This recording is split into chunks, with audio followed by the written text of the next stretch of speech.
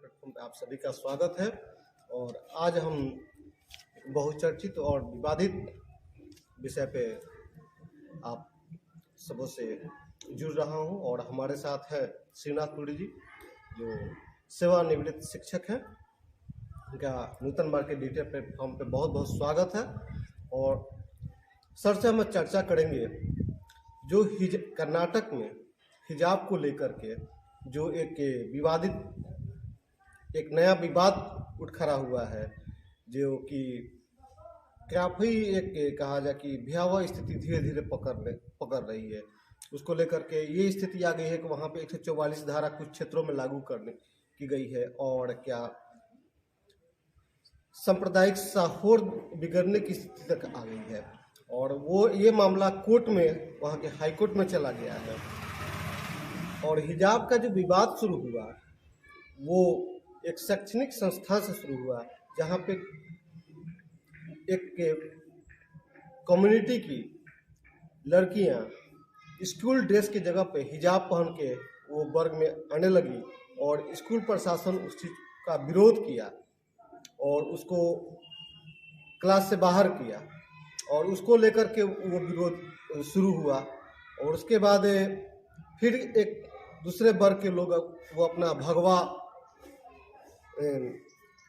गमछी, ड्रेस, वस्त्र या जो भी है वो अपना भगवा उपयोग करना शुरू हुआ। ये विवाद एक हिजाब से शुरू हुआ और एक भगवा हर वर्ग अपना, एक शैक्षणिक संस्था जहां समान रूप से सबको समान शिक्षा दी जाती है, वहां पे एक धार्मिक रंग देना, एक धर्म विशेष की बात करना कहाँ तक जायज है। हम इन्हीं सारे विषयों पे आप श्रीनाथ पुरी से चर्चा करेंगे और साथ ही हम लोग बात करेंगे जो हिजाब को लेकर के कुछ इंटरनेशनल अंतर्राष्ट्रीय देश, चाहे पड़ोसी देश हमारे पाकिस्तान भी उस पर अपनी कुछ टिप्पणियाँ दी है। भारत के राजनीतिक दल तो दे ही रहे हैं।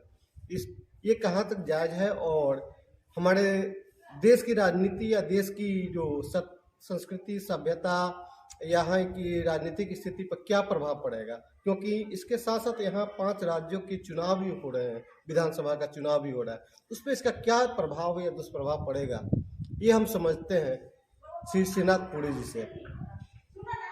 सर, हिजाब का लेकर जो विवाद है इसको आप किस रूप में देख रहे हैं? एक शैक्षणिक संस्था में एक धर्म विशेष की आइडेंटिटी को लेकर के ये कहाँ तक सही है? रजनीश जी, हिजाब एक पसंदीदा ड्रेस है लड़कियों का, जो अपने घर पहन सकती हैं, उस पर कोई रोक नहीं है। हिजाब का समस्या इतना आगे बढ़ गया कि अंतर्राष्ट्रीय लोग भी इसमें दखल देने लगे। सब मिला जुला कर बात यह है कि भारत में जो राजनीति करने वाले लोग हैं, एक छोटी सी बात आ जाती है तो उसको राजनीतिक रंग दे देते हैं। यह राजनीतिक रंग देश के लिए सबसे बड़ा खतरा है। लड़कियों के सवाल है स्कूल का, प्रत्येक स्कूल का अपना यूनिफॉर्म होता है, स्कूल का अधिकार है, स्कूल का अपना संविधान है जो हमारा स्कूल कैसे चलेगा, कैसे पहचान है उस स्कूल का, उस कॉलेज का, यूनिवर्सिटी का, वो पहचान है, पोशाक स्कूल का पहचान है, वह पहचान होना जरूरी है। उसमें जहाँ तक उसके अलग पहन कर जो आते हैं वो स्कूल में रहने लायक नहीं है, वो पढ़ने वाले छात्र नहीं है।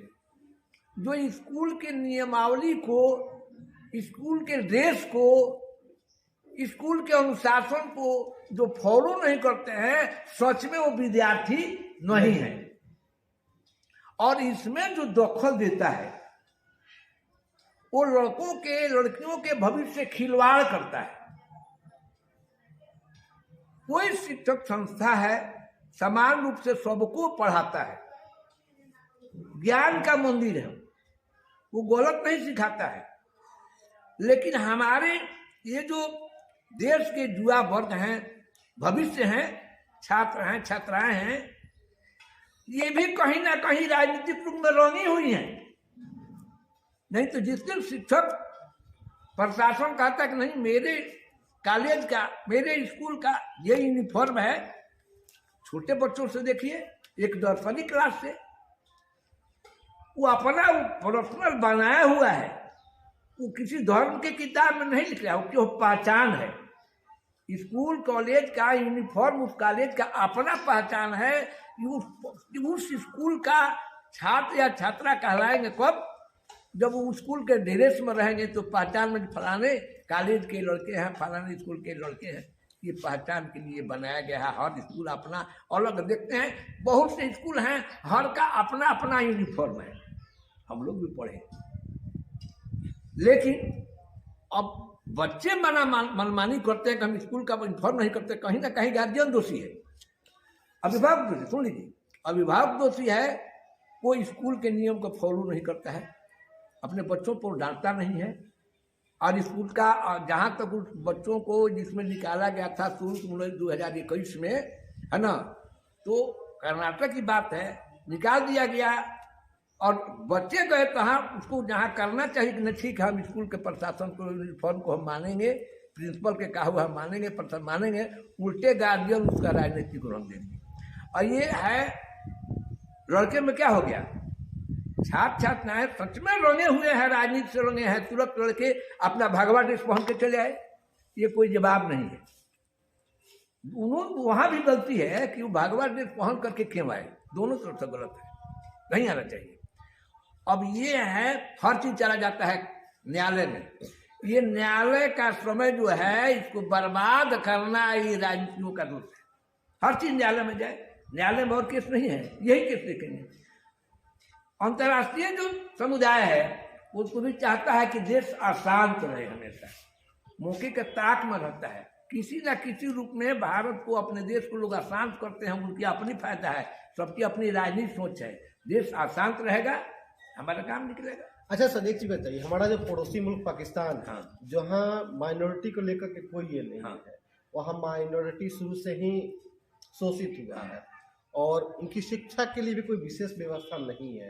भारत जैसा देश जहाँ पे सबको समान शिक्षा दी जाती है, सबको समान अधिकार है, समान अधिकार के साथ जीने की उनकी ये है, उसके बावजूद भी यहाँ एक पर्टिकुलर वर्ग के द्वारा इस चीज को उठाया जाता है और उसका पाकिस्तान जब तक पाकिस्तान नहीं बना था, जब तक पाकिस्तान नहीं बना था तो हिंदुस्तान सोने के चिड़िया कहलाता था, पाकिस्तान भी उसमें था।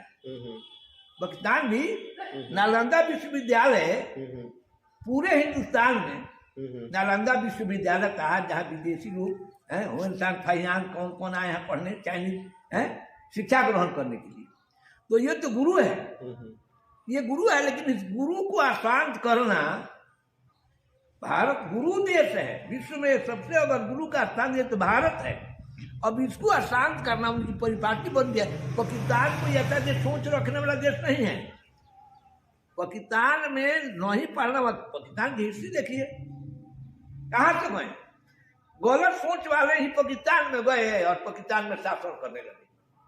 हिंदुस्तान का सोच लेकर तो थोड़े गए हैं वो, हिंदुस्तान का अगर सोच लेकर गए, पाकिस्तान का सोच ही है कि हम मुस्लिम मुस्लिम देश के आधार पर। तो भारत एक मुस्लिम देश नहीं है जहाँ हिजाब पहन के सब लोग आए स्कूल पढ़ने के लिए, और एक स्कूल में हर यहाँ पर विभिन्न धर्म के लोग रहते हैं, पंथ के लोग रहते हैं, विभिन्न धर्म पंथ के लोग एक स्कूल में पढ़ते हैं और वहाँ से शिक्षा लेके जाते हैं। सब लोग अपने अपने धर्म के हिसाब से स्कूल में नहीं जाएंगे ना, स्कूल के अनुसार चल रहा है, स्कूल के अनुसार चल रहा है, कॉलेज के अनुसार चल रहा है, ये है, ये चल रहा है। लेकिन ये धर्म के ठेकेदार जो हैं, छोटी छोटी सी बातें हैं, उनको तुरंत राजनीतिक रूप देते हैं, उनका यही काम है, दूसरा काम नहीं हिंदुस्तान को आसान करना। रजनीश बाबू, ये है विद्यार्थियों के जीवन से खिलवाड़ करना है, उनको पढ़ने नहीं देना है।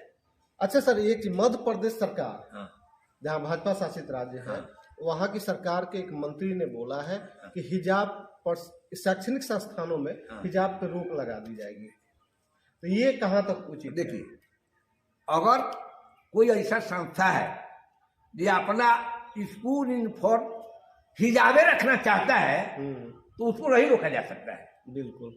उसको नहीं रोका जा सकता है। लेकिन हिजाब उसकी यूनिफॉर्म नहीं है तब तो नहीं रखना है। अगर कोई बना ले, कोई स्कूल जो मेरे संस्था का हिजाब है तो भिन्न भिन्न धर्म के लोग जाते हैं, सब लोग तो हिजाब पहनेंगे नहीं। सब धर्म के लोग हिजाब नहीं ना पहनेंगे, और सब धर्म का मिला का फॉलो नहीं ना होगा। इसलिए सर्व धर्म के अनुसार अपना कॉलेज कोई धर्म के अनुसार नहीं चलता है। कॉलेज स्कूल धर्म के अनुसार नहीं चलता है, वहाँ शिक्षा ग्रहण करना है। अच्छा सर, ये जब कोर्ट में केस गया, हाँ। अब ये जब सुप्रीम कोर्ट में भी केस जाने वाला हाँ। है, तो वहाँ पे एक चीज होगी, हिंदू के जो बच्चे हैं वो टीका करके आ जाते हैं। हाँ। स्कूल ड्रेस सारा यूनिफॉर्म पहनते हैं, हाँ। लेकिन कुछ एक % बच्चे हैं जो हाँ। टीका करके भी हाँ। आते हैं। हाँ। इस पे भी तो बहस होगा, इस पे क्या? हाँ ठीक है, टीका करना ठीक है। टीका करने से स्कूल का यूनिफॉर्म कुछ नहीं जाता है। एक टीका सर पर लगा ले, सर पर एक टीका लगा ले, और मान लीजिए किसी को सर पर कोले दाग है, उसे स्कूल का कुछ आना जाना नहीं है। पूजा पाठ करता है, लगा लिया, तो उसको धर्म से जोड़ा जाए। हर छोट छोट बात तो कह दिया कि भाई टीका लगा करके बताओ। अब बच्चे हैं बहुत बड़े चुटकी रहते हैं, ठीक, तो देखिए अगर बहुत पहले हिंदुस्तान में छात्र को ब्रह्मचारी कहा गया है, तो पहले ब्रह्मचारी लोग को पूरा ब्रह्मचर्य पालन करना पड़ता था। वो उस समय जीविकोपार्जन ज्ञान था, जीविकोपार्जन नहीं था शिक्षा का उद्देश्य। तो उसमें ज्ञान मतलब क्या है? व्यवहारिक ज्ञान। अपने माता पिता देश के प्रति हमारा सोच क्या रहेगा, राजा के प्रति सोच क्या है, परिवार के प्रति सोच क्या रहेगा, समाज के प्रति सोच क्या रहेगा, देश के प्रति सोच क्या रहेगा, इस तरह की शिक्षा दी जाती है। लेकिन शिक्षा का उद्देश्य तब तो जीविकोपार्जन हो। तो टीका लगाने के बाद ये राजनीतिक रंग वाला दे देंगे, जो हिंदू है वो टीका लगा के आते हैं। अच्छा सर, अंत में मैं आपसे जानना चाहूंगा, एक मानवा महिला अधिकार के लिए पाकिस्तानी महिला है जो कि लड़की है, और उसके लिए अंतर्राष्ट्रीय नोबेल पुरस्कार भी उसको मिला हुआ है, नाम है मलाला यूसुफजई। उन्होंने जो बोला है कि college is forcing us to choose between study and the hijab, refusing to let girls to go school, their hijab is terrifying. Objection of women persist for wearing less or more. Indian leaders must stop the marginalization of Muslim women. इसको आपको किस रूप में देखते हैं? देखिए, उसमें Indian leader को जो कहते हैं, जो आप उस पर बवाल मत उठाइए, कहने को होता है। तो किसी चीज पर बवाल उठाने से समस्या पैदा होती है। जी जी।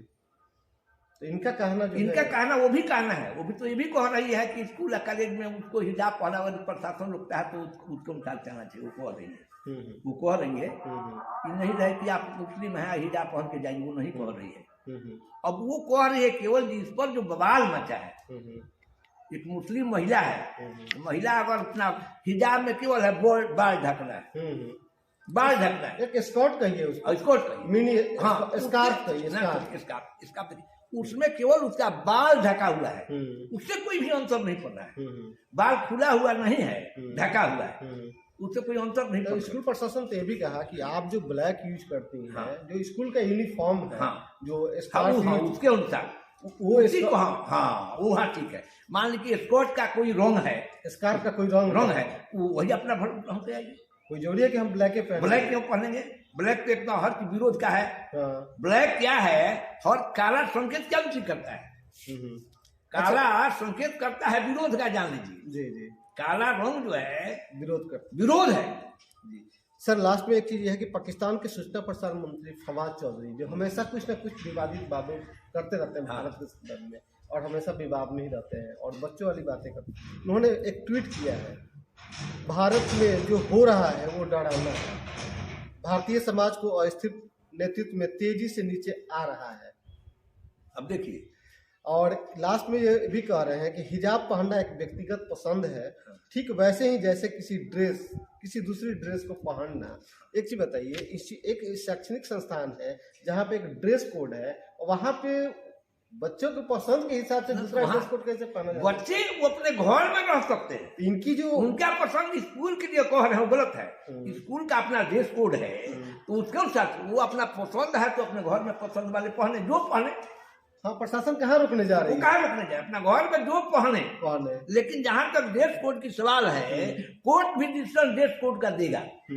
और वो जहां मुस्लिम मंत्री जी की बात कर रहे हैं, उनका तो आप सुनिए, हमेशा डिबेट में कहीं ना कहीं आते रहते हैं ना, तो कितना पढ़े लिखे भगवान वो जानते हैं, चुन लिए गए हैं। वो हर समय में कुछ ना कुछ कहते हैं, लगता है कि एक अनपढ़ गंवार जैसा आदमी कोई बात कर रहा है, उनका हमने सुना है पहले। पढ़े लिखे जैसे बात नहीं करते। विवाद करना बोलना हर आदमी को रहता है कि हमको हमारा पहचान आ जाए।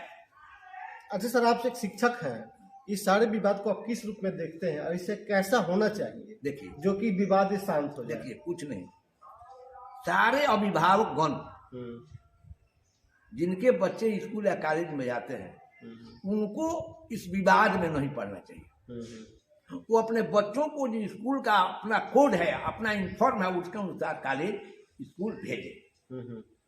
सबसे बड़ा है उनके अभिभावक। अगर अभिभावक समझते हैं कि नहीं, हमको स्कूल कॉलेज के फोर्ट के अनुसार चलना है, अपने बच्चों को वहां भेजेंगे तो सही बच्चे हमारे पढ़ने जाएंगे। और सब में अभिभावक दोषी। बहुत बहुत धन्यवाद सर, आपने अपना राय दिया। और ये बिल्कुल सही है कि इसमें अभिभावक को आगे आना चाहिए। अभिभावक को इस राजनीति में नहीं पढ़ना चाहिए, न धर्म न संप्रदाय के विशेष की। और अभिभावक को आगे आना चाहिए कि अगर अभिभावक को वो स्कूल में अपने बच्चे को पढ़ाना है तो स्कूल के जो कायदे कानून है उसके हिसाब से रहना होगा। अगर मुझे भारत में रहना है तो भारत के कायदे कानून को मानना होगा। अब भारत में हम कायदे कानून माने, अब फर्क देखिए, हर चीज का अपना मौलिक अधिकार क्या, अपना फर्क अपना घर में क्या है, घर में। लेकिन जहाँ कोड बना हुआ है, देश का कोड बना है, तो संविधान बना है, उसको हम नहीं तोड़ सकते। तो इन्हीं सारी बातों के साथ मैं आप सबसे विदा लेता हूँ। बहुत बहुत धन्यवाद।